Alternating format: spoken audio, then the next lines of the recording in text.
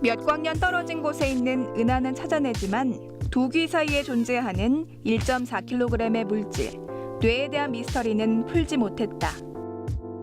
2013년 미국의 오바마 정부는 두뇌 활동의 전체 기능을 밝히기 위한 프로젝트 브레인 이니셔티브를 발표했다. 생명부터 생각까지 인류의 오랜 궁금증을 해결할 우리의 모든 것을 지배하는 뇌. 그 미지의 영역을 개척하기 위한 첫걸음 뇌지도. 수천억 개의 신경세포로 얽혀있는 뇌 영역과 그 유전자의 발현을 보는 것은 무한한 세계를 향한 가능성이다. 우리의 과거와 현재, 미래를 밝혀낼 뇌지도에 대해 들어본다.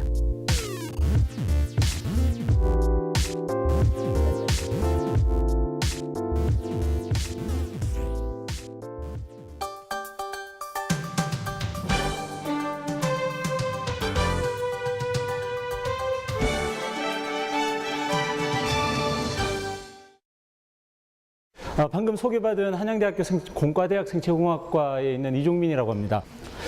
브레인 맵이라고 하면 뭐 우리말로 하면 뇌지도 뭐 그렇게 말을 할 수 있겠죠. 지도가 필요한 이유는 뭐 요즘 내비게이션 시스템 이렇게 뭐 휴대폰, 스마트폰도 그렇고 뭐 차도 그렇고 아마 굉장히 많이 활용이 되잖아요. 단순히 지도 이상이죠.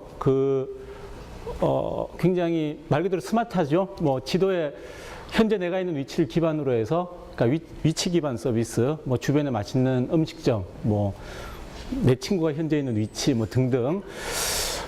그런 맵이 굉장히 중요할 텐데, 프톨레마이오스, 천동설, 뭐 그런 거 아시죠? 그죠?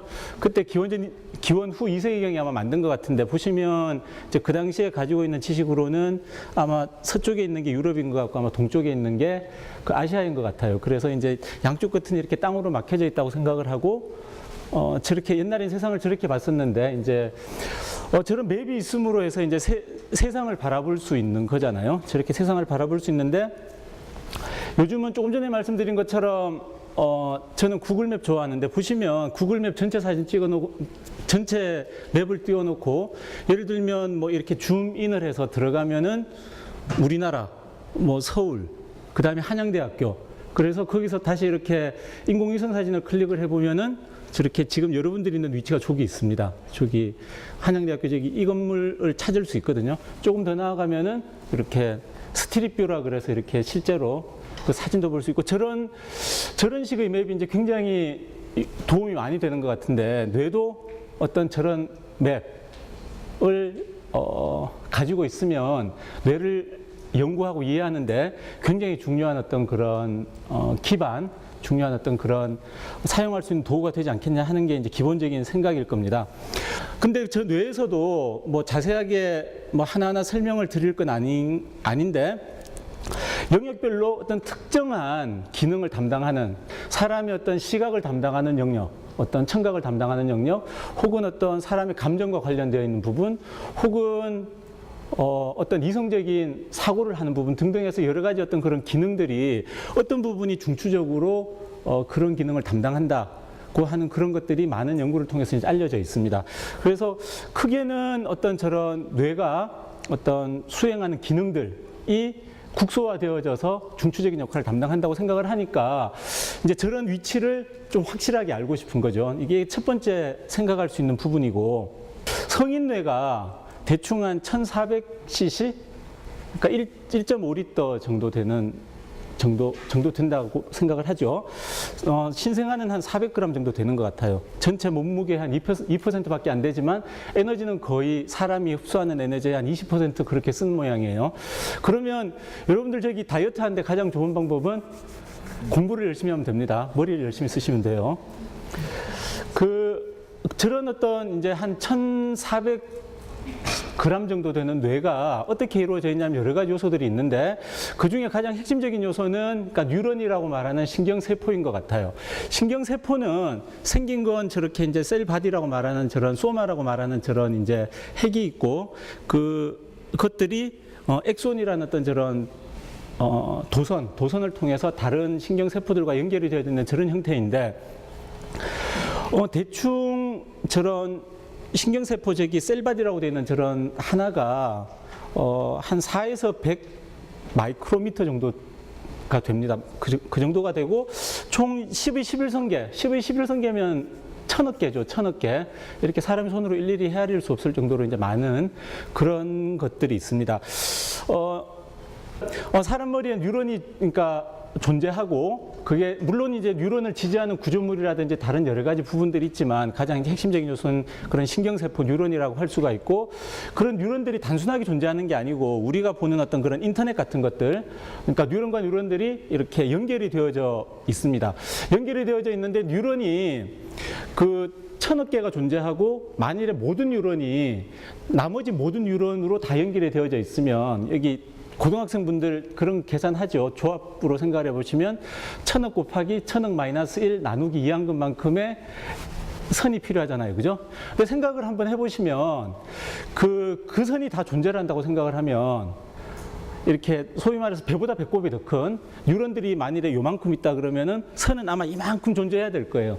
근데 실제로 이제 사람이 이렇게 진화하는 과정에서 이렇게 뇌가 이렇게 태어나서 어떤 일이 일어나냐면 처음엔 다 있다가 뉴런 하나당, 신경세포 하나당 대충 한 수천 개, 한 10,000개 좀 안 되는 숫자만큼의 그런 연결만 두고 나머지는 다 없어져요. 그래서 효율적인 어떤 그런 네트워킹을 하게끔 그렇게 되어 있지만 기본적으로는 조금 전에 말씀드린 것처럼 머릿속에는 1000억 개의 뉴런이 있고 그 뉴런들이 이렇게 연결이 되어져 있는 그러니까 소위 말해서 뉴럴 네트워크 그러니까 신경망의 형태로 머릿속에 그 어떤 머리가 구성되어져 있다. 그렇게 이제 간단하게, 그러니까 좀 단순화시켜서 말씀을 드릴 수 있을 것 같습니다. 그래서 우리가 하고 싶은 건 머릿속에 1000억 개의 뉴런이 있고 신경세포가 있고 그게 만일에 뉴런 하나당 10,000개씩 이렇게 선이 있다면, 연결이 되어져 있는 선이 있다면 그걸 다 그림을 그리면 그게 지도겠죠.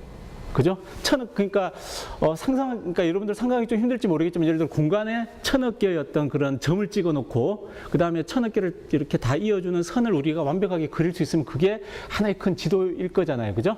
그거를 커넥톰, 어떤 그런 연결성에 대한 정보를 매핑, 지도를 만드는 거라고 만일에 생각을 한다면 이제 한번 실제로 생각을 해보면 저런 의미에서 커넥톰을 완벽하게 이렇게 가지고 있는 건 딱 한 가지 경우에 대해서만 가지고 있는데 그게 1986년도에 이제 이렇게 연구자들이 밝혀낸 건데 C 엘레강스라고 해가지고 또 이렇게 예쁜 뭐 꼬마 선충 뭐 그런 선충인데 걔는 한 300개 정도 뉴런이 있는 모양이에요. 304개, 뭐 300개 정도의 뉴런이 있고 그 연결이 된 게 이제 보면 한 7,000개 정도가 있나 봐요.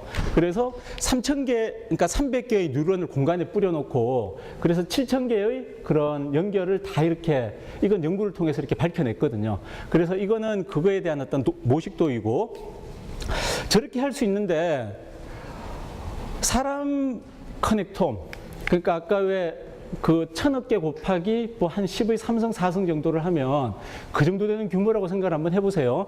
이렇게 그릴 수 있는 거에 100빌리언이니까 한 100조 배 정도? 그러니까 사실은 그 상상하기도 쉽지도 않을 뿐더러 저걸 어떤 그려내는 것 자체가 현재 상태에서는 가능하진 않은 것 같아요. 저걸 다 찾아내기는 또 쉽지도 않고. 그래서 이제 제가 지금부터 말씀을 드릴 내용은 저렇게 커넥톰 혹은 그 사람 머리에 있는 신경세포들의 망을 우리가 어떻게 효과적으로 이해를 할 수 있을까에 대한 어떤 그런 접근 방법에 대한 건데 지도를 만드는 방법을 생각 같으면 그냥 1000억 개를 한꺼번에 다 만들면 될 것 같은데 그게 너무 힘든 일이니까 크게 3가지 정도로 생각을 해볼 수 있는 것 같아요. 좀 이렇게 큰 스케일, 마크로 스케일에서 생각을 할 수도 있고 메조 스케일, 좀 중간 정도 그 다음에 마이크로 스케일, 굉장히 좀 미시적인 어떤 그런 스케일 3가지 관점에서 생각을 해볼 수 있을 것 같고 이제 3가지 방식으로 이제 현재 그 세계에 있는 과학자들이 연구를 진행을 하고 있습니다. 그 마크로 스케일이라는 건 이제 그 2010년도에 그 미국 NIH라는 이제 그 국립보건원에서 400억 정도 투자를 해서 이렇게 휴먼 커넥션 프로젝트라고 해서 이런 과제를 대대적으로 시작을 했습니다. 이 과제에서 한 건 기본적으로는 전체적으로 그러니까 세세하게 뉴런 하나하나가 어떻게 연결이 되어져 있는지 보기 힘들지만 전체적인 좀 큰 그림이라도 좀 가져보자고 해서 연구를 진행을 한 건데 사용한 도구는 MRI라는 겁니다. 최근 건강에 대한 관심이 늘고 건강검진이 보편화되면서 CT나 MRI에 대한 이야기를 종종 듣게 된다. 과연 CT와 MRI는 무엇이며 뇌의 어느 곳을 볼 수 있는 것일까? CT는 방사선을 이용해서 촬영하기 때문에 방사선 피폭의 위험이 있으나 빨리 촬영할 수 있는 장점이 있어서 응급 상황 시 두부 외상 뇌출혈을 보기 위해서 빨리 검사할 수 있는 장점이 있습니다. 빠른 검사가 장점인 컴퓨터 단층 촬영 CT는 X선을 인체의 여러 각도로 투과시켜 컴퓨터로 영상화하는 기법으로 주로 골절을 알아보는 데 효과적이다. 자기 공명 영상 MRI는 자기장과 전자기파를 이용해 인체 내의 신호를 컴퓨터로 영상화하는 기법이다. MRI는 CT보다 훨씬 우위의 진단 능력을 가지고 있어서 정밀 진단용 장치로 많이 활용하고 있습니다. 손뇌의 주름, 뇌혈관, 혈류 등 뇌의 미세한 부분까지 볼 수 있어 보다 정밀하게 할 수 있다. MRI는 그러니까 우리말로 하면 자기 공명 영상 장치, 마그네틱 레조넌스 이미징이고 그 공학하신 분, 그러니까 의사가 아닌 분이 노벨 의학상을 받은 경우가 많지가 않은데 몇 번 이렇게 되지 않는데 그 중에 한 번 2003년도에 MRI 원리를 만드신 분이 두 분이서 공동으로 노벨 의학상을 수상을 했습니다. 노벨 의학상을 수상을 했는데 MRI로 찍으면 병원에서 여러분들이 이렇게 뭐 뇌가 어떻게 좀 뭐 주변 뭐 친척분이나 이렇게 좀 뭔가 문제가 있다고 하면 병원에 가면 아마 CT를 찍거나 MRI를 찍을 거예요. CT를 찍으면 뇌의 구조보다는 뇌의 어떤 뭐 예를 들어서 뇌진탕인가 뭐 이렇게 뇌가 이렇게 두개골이 뭐 금이 갔나 뭐 이런 걸 본다면 MRI는 뇌의 구조랑 기능을 굉장히 자세하게 볼 수 있습니다. 현재까지 알려진 그런 영상 방법으로 살아있는 사람의 뇌에서 뇌를 들여다볼 수 있는 거의 유일무이한 방법입니다. 이렇게 MRI를 이용하면 다양하게 뇌의 어떤 구조, 어떻게 생겼냐 하는 것도 볼 수가 있고 뇌의 어떤 부분이 어떤 자극에 대해서 활성화됐느냐 하는 그것도 직접적으로 볼 수가 있고 그 다음에 조금 전에 아까 보여드린 커넥텀이랑 관련이 있는 건데 뇌의 어떤 영역과 어떤 영역이 이렇게 연결이 되어져 있느냐 하는 것도 저런 이미징 방법을 통해서 볼 수가 있어요. 근데 이런 이미지는 기본적으로는 디지털 이미지입니다. 디지털 이미지 하면은 어떤 단어가 생각이 나시나요? 화소라는 단어가 생각이 나세요? 그러니까 화소가 높을수록 똑같은 화면을 찍는데 화소가 높을수록 더 선명한 사진이잖아요. 그죠?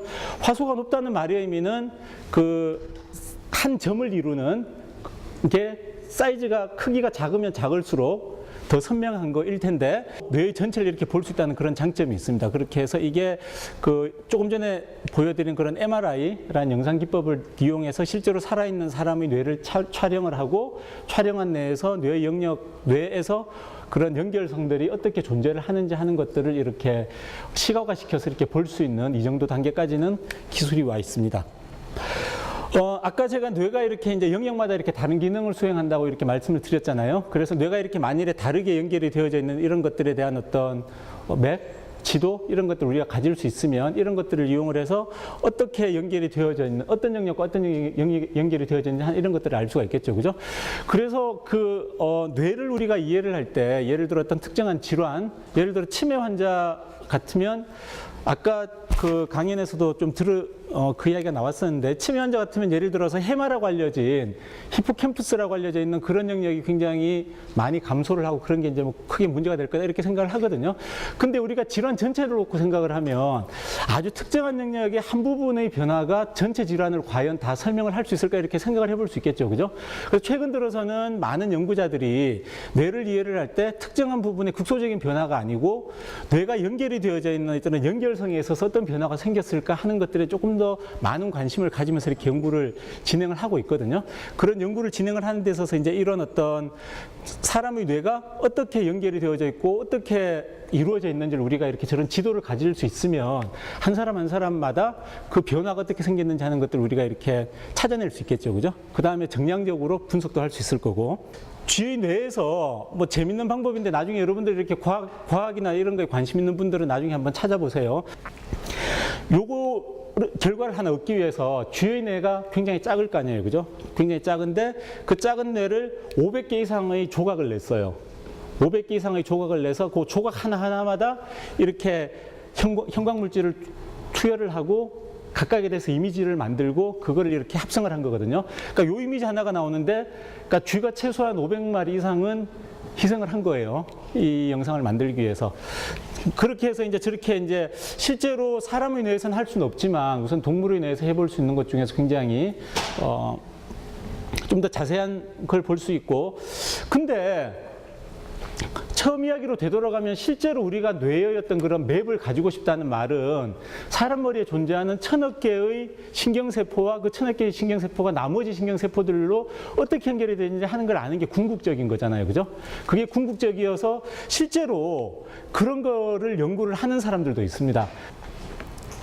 근데 조금 전에 말씀드린 것처럼 우리들이 생각하는 맵은 구글 맵 같은 거잖아요. 그죠?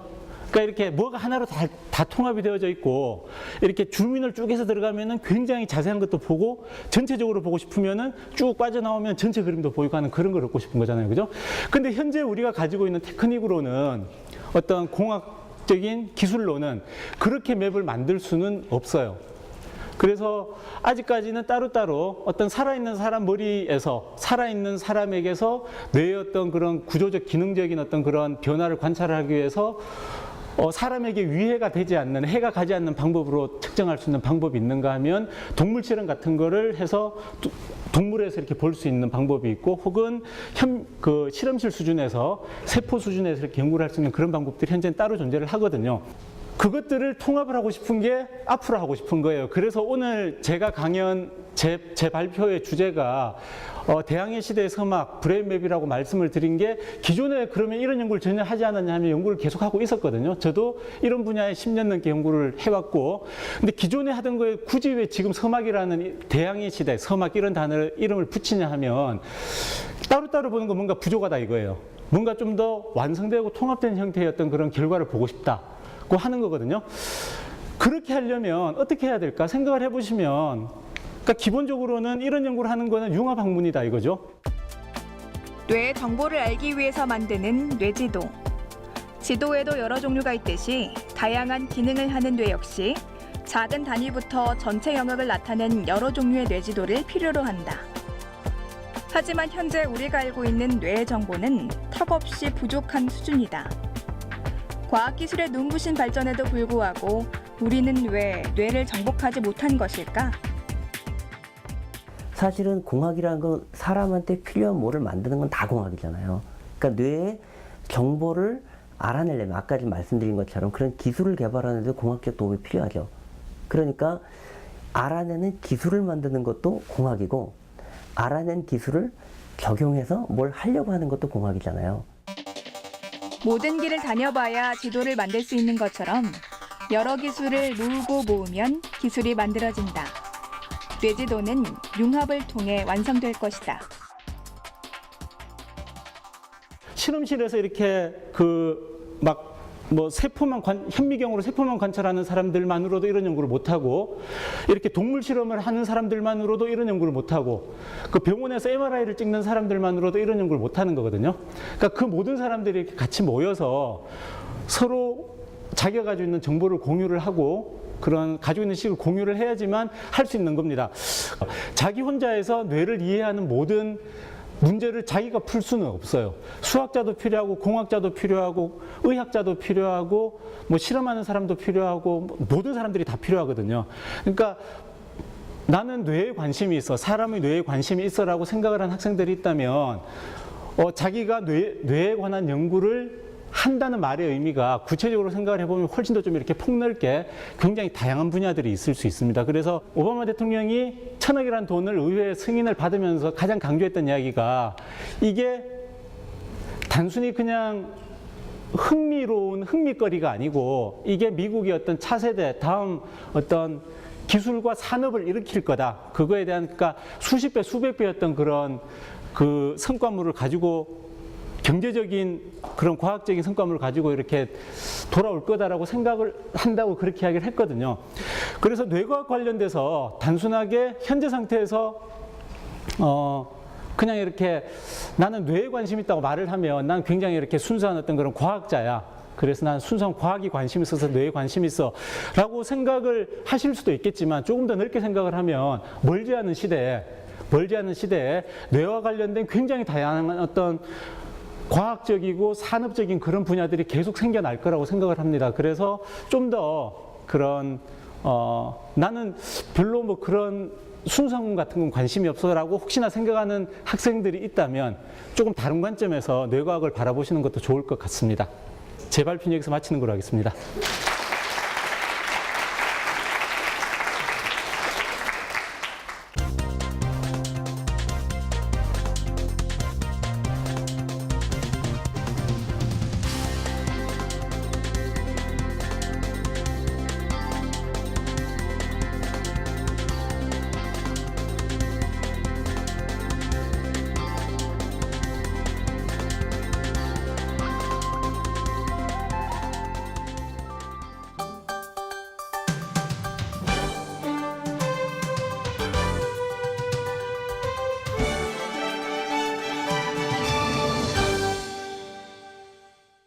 뇌과학이라는 게 실험실에서만 이루어진 어떤 실험을 하는 그런 모습만을 생각을 할 게 아니라 굉장히 다양한 요소들의 그런 공학적 공학, 뭐 수학, 과학, 의학, 뭐 인문학 등등 굉장히 많은 분야의 그런 요소들을 다 포함을 하고 있기 때문에 뇌과학에 관심을 가진다고 학생들이 생각을 할 때 조금 더 다양한 분야들을 생각을 해줘서 그런 다양한 분야에서 뛰어난 그런 연구자들이 나와야지만 전체적인 어떤 그런 뇌과학의 학문의 분야의 발전이 더 가속화 될 수 있다는 이야기를 꼭 하고 싶습니다.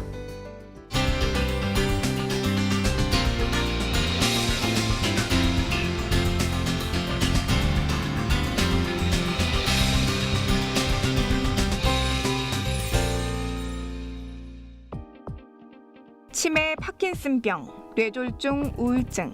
이 질병들의 공통적인 특징은 무엇일까? 바로 뇌의 기능에 이상이 생겨 발생하는 질병이다.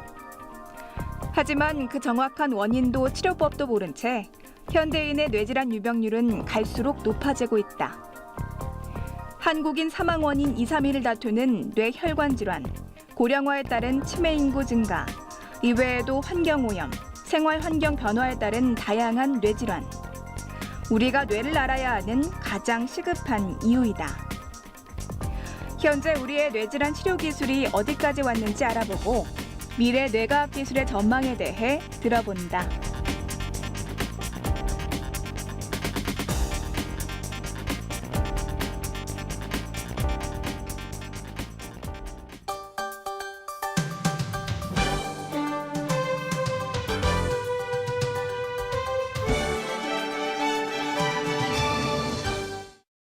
이 그림으로 강의가 아니라 이 세미나를 좀 시작을 하려고 해요. 이게 시스티나 성당에 있는 미켈란젤로 그림입니다. 천지창조라는 그림 중에 일부분이죠. 여기 보시면은 이제 아담의 창조 부분이고요. 제가 그림을 왜 갖고 왔냐? 이게 좀 일설에 의하면 여기 뒤에 배경 보이세요? 여기 빨간색 배경? 이 미켈란젤로가 이 해부학에 굉장히 조예가 깊었다고 해요. 그래서 사람들이 갖다 붙인 것 같아요. 이 혹시 뇌가 아닐까? 네? 그래서 그림을 그려보면 비슷해요 또. 제가 올려보니까. 저도 올려보면서 깜짝 놀랐습니다. 그 얘기 듣고서 한번 올려보면서 깜짝 놀랐었고. 그 다음에 손가락의 의미가 뭘까? 손가락의 의미, 혹시 시냅스가 아닐까? 뉴런과 뉴런의 만남. 이걸로 이제 인간한테 생명을 불어넣은 거죠. 그런데 감히 인간이 모래에다가 칩을 박아서 사람을 컨트롤하고 싶어하는 여러 가지 상상을 펼치죠. 여러분들 영화 되게 많죠. 터미네이터 영화 뭐 보시면 사실 영화 말고도 뭐 깔려 있습니다. 아주 널려 있는 게 이런 영화예요. 그러니까 재밌잖아요. 마음대로 컨트롤할 수 있으니까. 사실은 저보고 이렇게 요즘 이게 피부고 저보고 이렇게 하라. 그럼 약간 찝찝하죠. 네?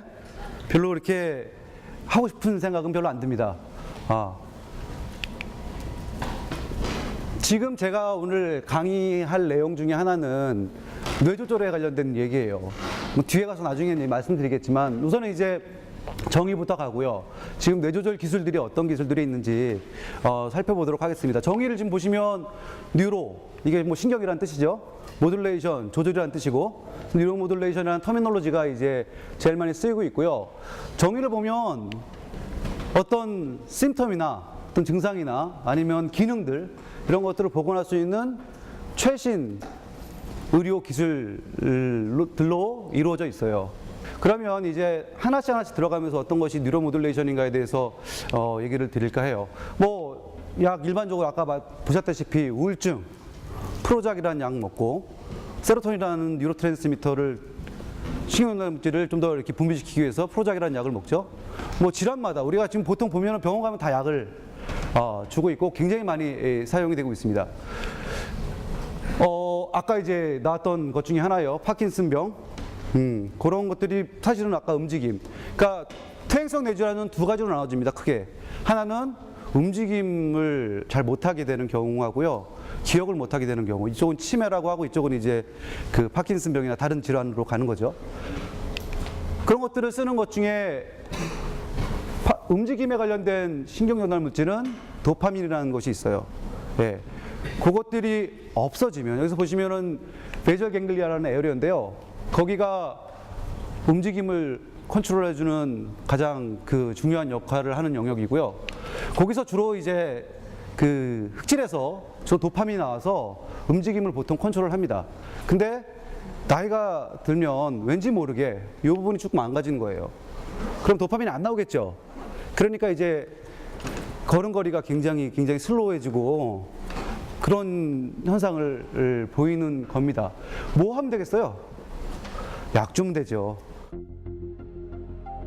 뇌 흑질에 분포하는 도파민의 신경세포가 점차 소실돼 발생하는 신경계 퇴행성 질환 파킨슨병. 아직 원인이 밝혀지지 않은 파킨슨병은 60대에 주로 발병하며 손발 떨림, 근육 경직으로 인해 움직임이 어려워진다. 파킨슨병 치료의 시작은 약물.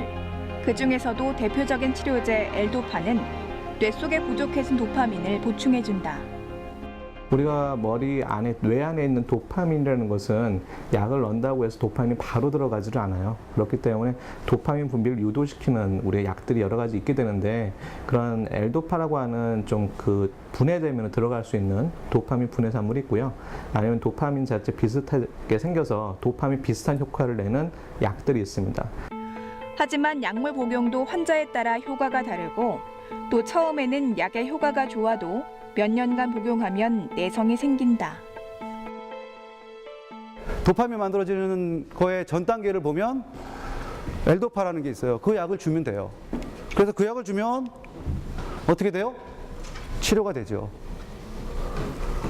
근데 약을 듣는 사람도 있고 안 듣는 사람도 있고, 근데 듣는 사람들한테 약을 주잖아요. 그러면 굉장히 활동을 잘 하다가 한 5년, 6년, 7년, 8년 정도 지나면 어떻게 돼? 내성이 생기든지, 아니면 사실은 이유 중에 하나가 약이 듣지 않기 시작해요. 왜 그럴 것 같아요? 잘 몰라요. 가장 큰 이유 중에 하나는 아까 그 망가지는 부분에 근본적인 치료가 되는 건 아니잖아요. 점점 더 망가져서 다른 부분까지 망가져서 되기도 하고 약에 내성이 생기기도 하고, 그러면 이제 더 이상 약이 없어요. 우리가 더 이상 약이 없다는 말을 하죠. 그래서 뭐를 해요? 그래서 지금 여기 보여주는 것처럼 브레인 영역의 특정 영역에 첫 번째 이제 뉴로 모듈레이션이라는 뇌조절 방법 중에 가장 전통적인 방법이에요. 뇌 운동에 관련되는 아주 중요한 역할. 특히나 이제 여기서 보시면은 여러 영역들이 있어요. 뭐 뇌 피질에 관련된 것도 있고. 근데 여기 보면은 그 서브달람 뉴클레어스라는 조그만 영역이 있거든요. 거기는 파킨슨 걸리면 너무 발화가 심해져요. 이상하다. 거기를 죽이면 어떨까? 한번 지져보는 거죠. 용감하신 분들이. 그래서 지졌더니 심텀이 없어져요. 괜찮네. 그래가지고 그 다음부터 나왔던 치료 방법 중에 하나가 리저닝이라는 겁니다. 그래서 필요 없는 부분들은 이렇게 하고, 예를 들어서 이런 치료 방법이 제일 많이 쓰이는 것 중에 하나가 간질, 뇌전증이라고 얘기하죠, 이렇게. 근데 그런 것들 중에 특정 영역에서 소스를 나는 곳이 있어요. 지진의 소스를. 거기를 딱 없애면 해결할 수가 있는 거죠. 그렇기도 하고 잘라내기도 하고 뭐 그래서 여러 가지 치료 방법들이 있습니다. 단점이 뭘까요? 네? 단점이 뭐예요? 한 번 지지고 나면 네, 다시 복구가 안 돼. 그러니까 저는 이제 저같이 이렇게 하는 사람들은 문제가 항상 있어야 되잖아요. 그 문제를 해결하기 위해서 어떻게 할까요? 전기 자극을 주는 거예요. 전기 자극을 주면 끄고 낄 수 있으니까. 첫 번째 1950년도에 했던 연구 중에 하나예요. 발을 계속 누르면 전기 자극이 가요. 근데 어디 갔냐? 뉴클레스 아컴펜스라는 도파민 영역에 자극이 주어져요. 그러면 기분이 좋아져. 도파민이라는 게 운동 말고도요, 모두 관련을 해? 모티베이션. 그래서 히로뽕? 아니, 미안해.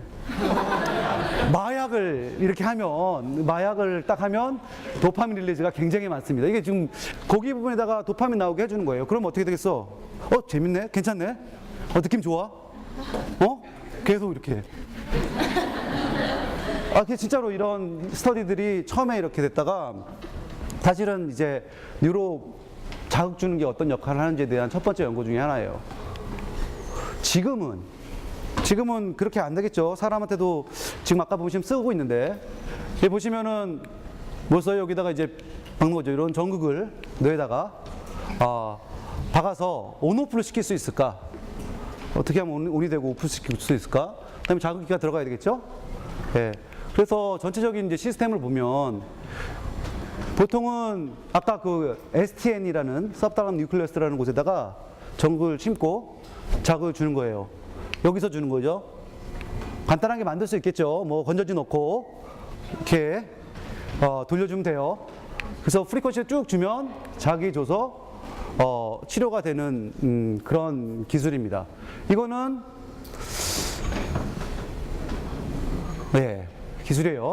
기술이고, 이 기술을 통해서 대표적으로 가장 널리 알려져 있는 비디오 클립 중에 하나예요. 할아버님인데 이제 파킨슨 질환이 있고요. 움직임이 되게 불편해서 굉장히 심한 경우고, 걸음걸이가 굉장히 부자연스럽죠. 보통 이런 현상을 보여주는 거고요. 거기에 이제 아까 했던 DBS라는 전기 자극기를 넣어주면 굉장히 편하게 걸 수가 있어요. 당연히 드라마틱한 것만 보여드리겠죠. 네? 다 그렇지는 않아요. 다 그렇지는 않지만 상당히 많이 이펙트가 있어서 지금 많이 쓰이고 있습니다. 그런데 제 머리에다가 저걸 넣으라 그러면 약간 망설이죠. 네? 약으로 때울 수 있는 것들은 약으로 이렇게 할 것 같잖아요. 그래서 어떻게? 처음엔 약을 다 먹어요. 약 드다가 나중에 안 들으면 그때 이제 그 리플렉터리 피어리드라 그래서 그때 저런 테크닉을 써서 진행을 합니다. 제가 봐도 굉장히 혁신적인 것 중에 하나고요. 최근 들어서는 스트레스 신드롬, 정신과 쪽으로 이렇게 넘어오고 있는 상황입니다. 제가 의사가 아니잖아요. 의사가 아니니까 임상적으로는 이 정도 레벨에서 지금 진행하고 있고요. 최근에 제가 이제 있었던 메이오 클리닉에서 있던 환자인데, 이 스트레스 신드롬이 뭐냐면 틱이에요. 이렇게 안 보이죠? 제 얼굴 찡그리는 거. 눈 깜빡깜빡 거리는 사람들. 이게 이제 정신적으로 문제가 좀 있는 사람들 중에 한 명이고, 이 친구는 17살인데 이렇게 계속 이렇게 해가지고 수술을 결정하게 된 이유는 이 뒤에 목뼈가 자꾸 그러니까 망가지기 시작해가지고요. 어쩔 수 없이 수술을 이제 결정한 사람이고요. 어디다 넣을까? 그 에어리어들 중에 살라무스라는 시상이라는 에어리어가 있어요. 그 에어를 넣으면 모션과 그다음에 이모션 같이 컨트롤해 주겠다는 그런 영역 중에 하나라서 그런 데다가 하고 나니까 굉장히 이렇게 이 사람 살도 빠졌죠? 아니 진짜 가장 크게 변화된 것 중에 살 빠지고 학교 다니기 시작하고 뭐 그런 것들 중에 하나예요. 간단하게 뒤부터는 테크놀로지에 관련된 거니까 그러면 지금 DBS가 그럼 다 완전 좋겠네요? 그렇지 않죠. 그럼 저 같은 사람 이제 굶어 죽죠. 예, 연구를 들어가는 분야 중에 하나는 대부분 다 문제가 있는 분야로 들어가요. 아까 그 DBS에서 가장 큰 문제가 뭐예요? 배터리입니다. 그거를 제 핸드폰도 배터리 가장 문제죠. 하루도 안 가니까. 돌아버리겠어 이거. 근데 이거는 수술을 다시 해야 되니까 한 5년 뒤에 수술 다시 해야 되니까 그게 문제의 측면이 있고요. 두 번째 문제는 한 5년 지나면 이것도 효과가 없어져요. 예. 그래서 최근에는 어떤 트렌드가 있냐면 혹시나 뇌에서 자극 줄 때 변화되는 걸 보고 자극을 조절할 수 있지 않을까. 요거를 이제 클로즈 루프 DBS라고 합니다. 그래서 정보 받아서 야 지금은 안 줘도 될 것 같아 라는 것들을 하는 거죠. 그런 연구들을 하는 것 중에 제일 일반적으로 지금 상업화가 된 것 중에 하나가 뭐냐면 아까 뇌전증이라고 해서 간질 재고 있다가 간질 나올 것 같다. 그럼 머리가 이제 발작을 하는 거예요. 그러면 그때서 이렇게 스티뮬레이션 주면 간질이 없어지는 겁니다. 또 다른 파트 중에 하나는 대부분 다 아까 얘기했지만 정기적인 신호 말고 뭐가 있죠? 화학적인 신호. 화학적인 신호를 측정할 수 있을까? 화학적인 신호를 측정할 수 있는 방법이 생각보다 없어요. 정기적인 신호는 뇌파도 있고 전구 꽂으면 다 되는데요. 화학적인 방법은 별로 없어요. 가장 일반적인 방법이 뭐냐면 빨대를 꽂는 거예요. 저는 이제 전압전류법이라는 걸 이용을 해서 여기 지금 렛이 있죠? 주가 있죠? 이거는 이제 수놈, 이거 암놈. 이거는 이제 도파민 레벨을 좀 측정하고 있는 거예요. 이렇게 굉장히 그 모티베이션이 많은 경우에는 도파민이 확 이렇게 나오죠. 여기 확 나오는 거 봤죠? 제가 생각해도 이게 굉장히 뭐 물론 제가 얻은 게 아닙니다. 제가 얻은 게 아니에요. 당연히 제가 얻은 게 아니고 요게 이제 전압전류법이라는 걸 이용하는 거예요. 어떻게 하냐면 전압을 걸어주면 특정 전압에서 도파민이라는 게 산화환원이 일어나요. 혹시 배웠는지 모르겠지만 산화환원은 전자를 주고 받는 거거든요. 전자를 주면 전류가 바뀌죠. 전류가 바뀌는 거를 측정을 하면 되는 거예요. 뭐 그런 방식으로 연구를 하는 겁니다. 주로 이제 여기 카본이라는 연필심 같은 걸로 이렇게 전구를 만들어서 구성을 하고요. 이렇게 하게 되면은 뭐 간단하게 여기 도파민 산화되고 환원되고 하는 패턴을 볼 수가 있어요. 사실 저는 제가 뭐 뉴런 모듈레이션 다 하는 사람도 아니고 아까 얘기했지만 그 중에 일부분 뭐 하냐? 이런 거를 분석하고 어떻게 하면 깨끗하게 만들까? 이런 연구를 하는 사람 중에 한 명입니다. 근데 고기 기술에서도 특이한 것 중에 하나라서 고기 기술에서도 이게 문제가 많아. 뭐 어떤 문제가 있어요? 연필심 쓴다 그랬죠? 연필심에다가 볼티지 걸어주면 연필심도 스트레스를 받아. 그래서 보시면 이게 첫날인데 괜찮잖아요? 연필심인데 다 없어졌죠? 그래서 이게 점점 신호가 없어져요. 이게 신호만 없어지면 괜찮은데 그게 내 머리로 들어가는 거 아니야. 이게 굉장히 찝찝하죠. 예, 동물한테는 괜찮은데 괜찮지도 않죠, 동물한테도. 예, 별로 안 좋죠. 어쨌든 그래서 지금 최근에 이제 트렌드가 뭐냐면 다이아몬드. 다이아몬드 카본이죠. 예, 카본이에요. 탄소로 이루어져 있고 다이아몬드에다가 이제 다이아몬드는 전류가 흐르지 않아. 그러니까 보론이라는 거를 입히면 전류가 흐르게 돼 있어요. 그러니까 보론을 입힌 다이아몬드를 키우는 거야. 그래서 이렇게 큰 다이아몬드를 만들었으면 좋겠는데 지금 같이 연구하고 있는 그룹 중에 하나고요. 이런 다이아몬드를 키웠으면 좋겠는데 실제적으로 다이아몬드를 저렇게 못 키우고 하나만 키워달라고 제 거를 만들어달라고 그랬는데 그건 안 되고 아주 작게 이런 챔버 가지고서 다이아몬드를 키웁니다. 그래서 해보면 왜 다이아몬드는 단단하니까. 예, 그래서 사람한테 넣으려고 이제 준비 중에 있고요. 그런 이제 디바이스를 만들려고 하는 연구들이 진행 중에 있습니다. 저는 이제 뇌조절에 관련된 연구를 하고 있어요. 근데 뇌과학의 상당 부분, 특히 이제 뇌조절 관련해서는요. BCI도 마찬가지고 뇌조절 관련해서는 이게 이게 넘나들어요, 경계를. 어떤 경계를? 윤리적인 경계를 넘나들어요. 떠올리고 싶지 않은 아픈 기억을 지우는 기술. 타인의 꿈속에 접속해 생각을 빼낼 수 있는 사회. 기억과 생각을 조작하는 공상과학 영화가 머지않아 현실이 된다. 그렇다면 우리의 결말은 어떻게 될까? 영화 인셉션 같은 경우가 아주 대표적인 예인데, 꿈속에서 잠을 자면서 기억을 조작을 해나감으로써 어떤 사회적인 문제나 범죄들이 일어날 수도 있다는 그런 SF 영화 같은 소설이지만, 뇌과학을 실질적으로 적용하는 데 있어서 굉장히 중요한 것은 윤리 문제입니다. 그러니까 우리가 이런 부분들에 대해서 어떤 인간적으로 우리가 과연 이제 도전해서 안 되는 부분들에 대해서는 분명히 선을 그어야 되는 부분이 있는 거죠. 뇌를 아는 것은 유용한 만큼 위험하다. 뇌는 인간의 모든 것을 조절하기 때문이다.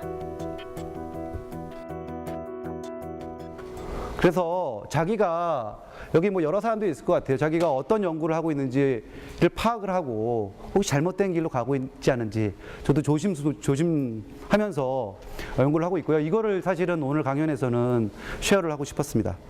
예, 잘 들어주셔서 감사합니다.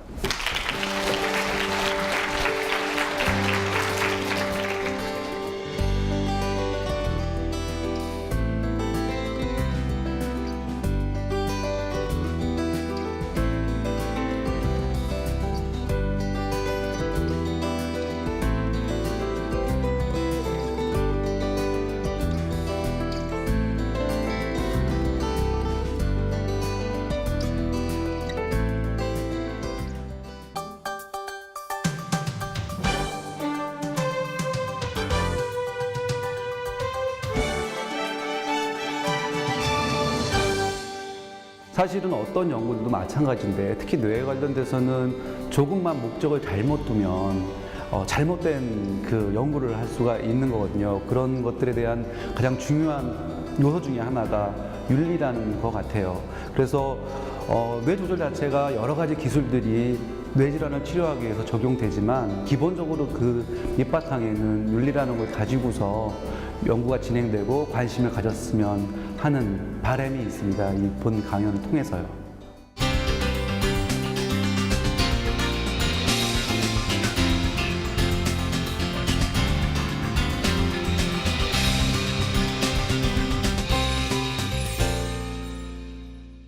평소에 막 인터넷 뉴스 같은 걸 보면 막 미래 신기술 해가지고 과학 관련 기사들이 되게 많은데 막 현대는 막 뇌 시대다 막 이렇게 해서 되게 뇌가 중요하다는 그런 기사들을 되게 많이 봤어요. 그래서 뇌에 대해서 관심을 많이 갖고 있었는데 이번 강연을 통해서 현대 뇌 기술이 어느 정도까지 발전했는지를 볼 수 있었어요. 평소에 뇌 때문이 아닌 다른 그런 요인들 때문에 생겼을 거라고 생각하던 병들이 실제로 오늘 강연을 듣고 나니까 모두 뇌 때문에 뇌에서 발생되는 병인 것을 알고 또 뇌에 약물들을 투여하거나 또 뇌를 치료하자 그 병이 이제 해소되는 낫는 것을 보고 이제 뇌가 정말 중요하다는 것을 새삼 느끼게 되었고요. 막연하게 심리랑 뇌만 연결을 시켜야겠다라는 꿈을 가지고 있었는데 이제 교수님들이 하시는 얘기를 듣고 되게 많이 다양한 길이 많구나 하는 생각이 들면서 이제 내 꿈을 구체화시켜야겠다 하는 생각을 했습니다.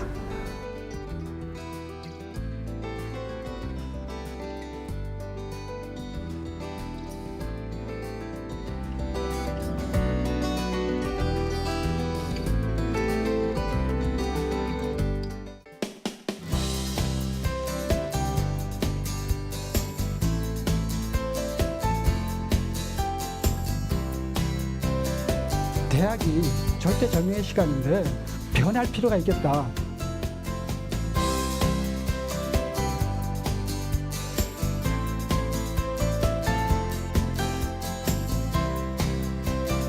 산업 간 경계가 붕괴되는 걸 가리켜서 사람들의 주목이 달라지니 당연히 해당 시장도 사라지는 겁니다.